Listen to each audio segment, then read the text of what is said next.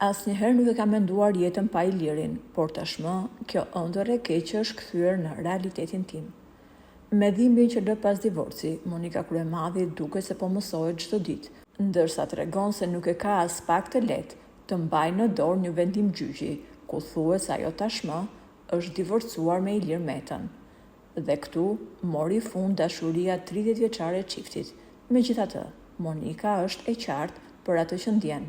E pyetur nëse do të votoj për Ilir Metën, ajo shprehet: "Unë për Ilirin jap jetën, jo vetëm votën." Tashmë, Monika jeton së bashku me 3 fëmijët e saj, 2 vajza dhe 1 djalë.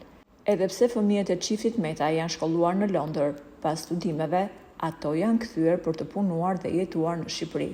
Por siç thotë dhe mamaja e tyre, këtu i ka dalë një problem akoma më i madh. Monika tha: "Fëmijët e mi kanë hapur një biznes në Shqipëri. Ato kanë krijuar një platformë digjitale për pronat, ku përdoruesit mund të shohin të gjithë historikun ligjor të pasurive. Platforma është e ndërtuar në 15 gjuhë të botës dhe është menduar si një mundësi marketingu për tregjet rajonale dhe ndërkombëtare." Kryemadhi tha se fëmijët e saj po paragjykohen dhe kjo rrezikon t'i shkatërrojë biznesin, sepse çdo gjë që hapet dhe regjistrohet në emrin e tyre, mediat e nxjerrin si pastrim parash.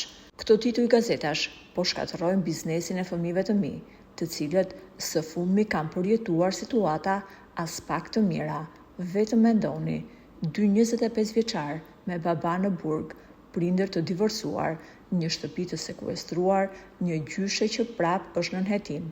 Pra në një familje, emocionalisht nuk përballohen dot të gjitha këto gjëra. Mëtej, ajo shtoi se djali i saj synon të bëhet pjesë e politikës. Për këtë, ati nuk i mungon shkollimi.